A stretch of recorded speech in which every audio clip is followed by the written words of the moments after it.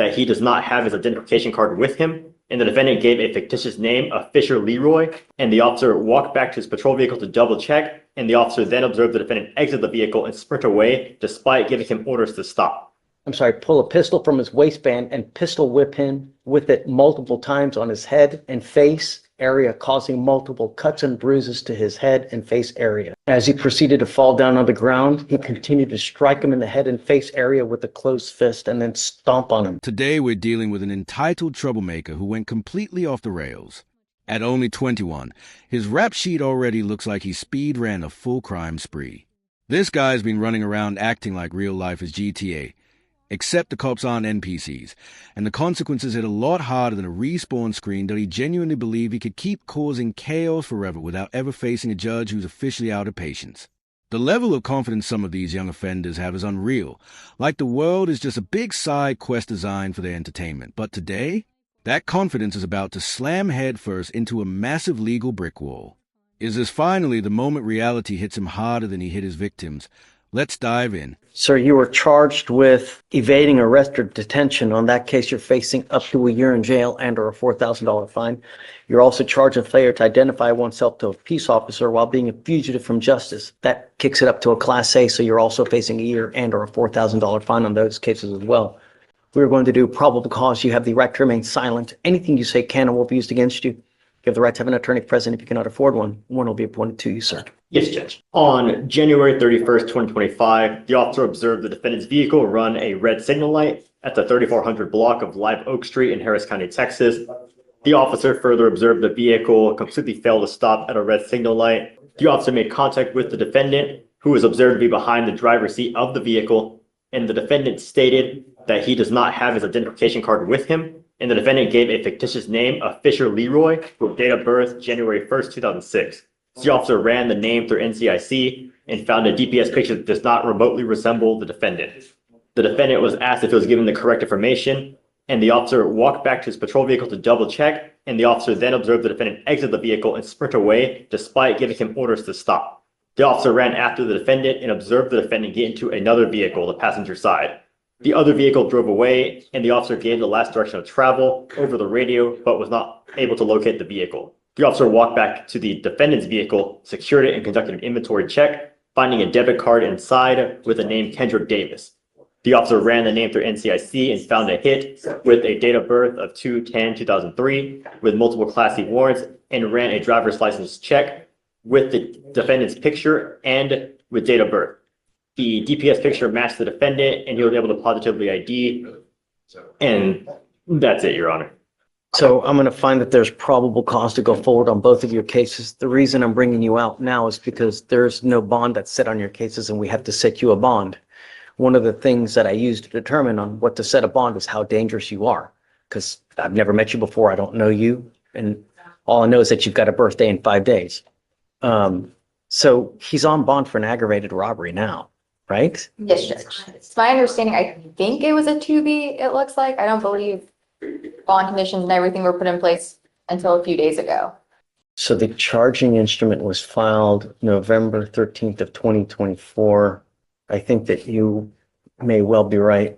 In that case, it says here, a Kendrick Rashard Davis hereinafter saw the defendant heretofore on or about August 12th, 2024, did then and there unlawfully while in the course of committing a theft of property owned by yada, yada, yada, with intent to obtain and maintain control, intentionally and knowingly caused bodily injury to the complaining witness by using and exhibiting a deadly weapon, namely a firearm. Complainant McSweeney advised that defendant Davis proceeded to pull a pistol from his waistband and pistol whip him with it multiple times on his head and face area, causing multiple cuts and bruises to his head and face area. As he proceeded to fall down on the ground, he continued to strike him in the head and face area with a closed fist and then stomp on his face with his foot. Complainant McSweeney stated that he was in fear for his life and felt severe head pain as a result of the assault.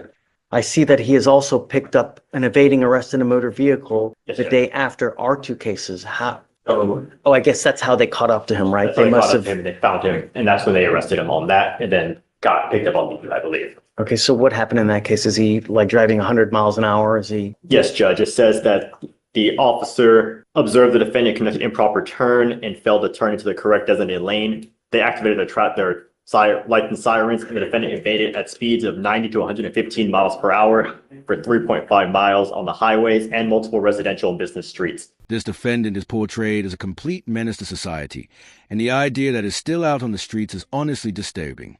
He shouldn't be walking around freely, shouldn't be behind the wheel, and definitely shouldn't be anywhere near regular people just trying to live their lives. We're talking about allegations of aggravated assault, pistol whipping someone, stomping on them, kicking them while they are begging for help. That's not misunderstood youth. That's someone acting like consequences are optional. Imagine making someone believe they're about to die and still managing to get released on bond. It's unbelievable.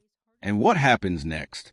He reportedly goes right back to stealing cars, running from police, and behaving like his life is a full-time action movie.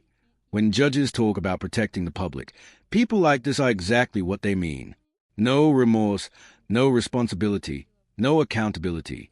The justice system gives him an inch, and he turns it into a full-blown police chase on stolen rims. This isn't a one-time bad decision. It's a pattern. And patterns like this only end two ways: prison or the morgue. What's even more shocking is the smug look he gives in court, as if the judge is somehow inconveniencing him. That lack of empathy is a massive red flag in criminal justice. Judges see that expression and instantly recognize someone who isn't about to change just because they got a stern lecture. At this point, the courtroom could practically hang a welcome back sign with his name on it. Okay.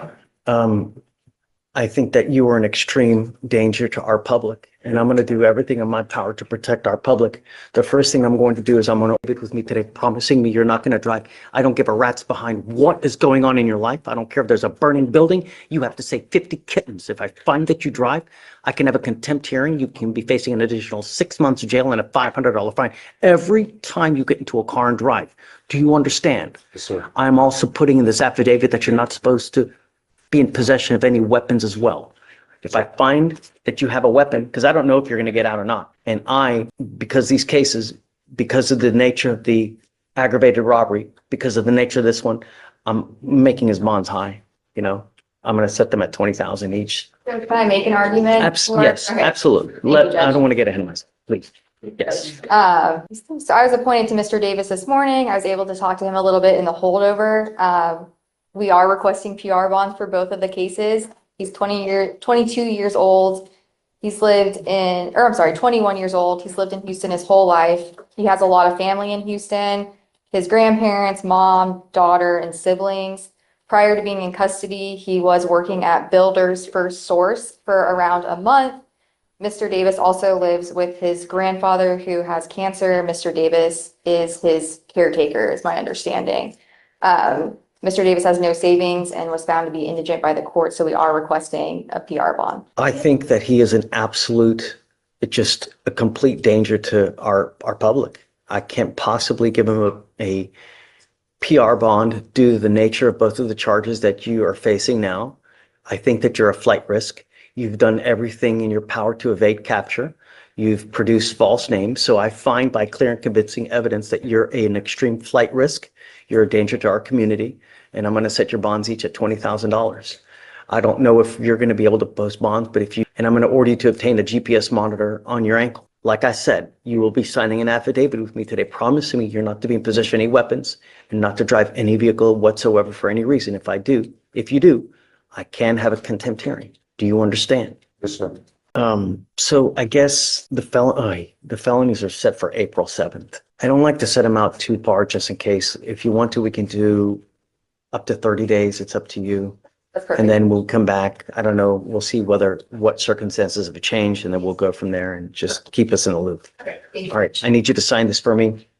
I need him to sign bond finish with Felicia, and then after that, it's pretty done. Okay. Can we excuse? Yes, ma'am. And thank you for everything. How is this guy only 21 and already leaving a trail of chaos behind him?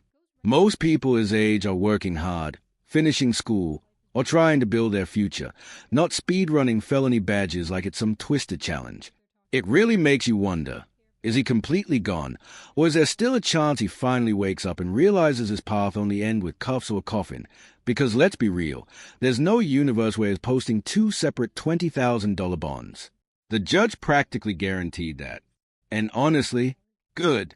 He needs time in that cell to figure out why everyone his age is moving forward in life while he keeps treating arrest records like collectibles.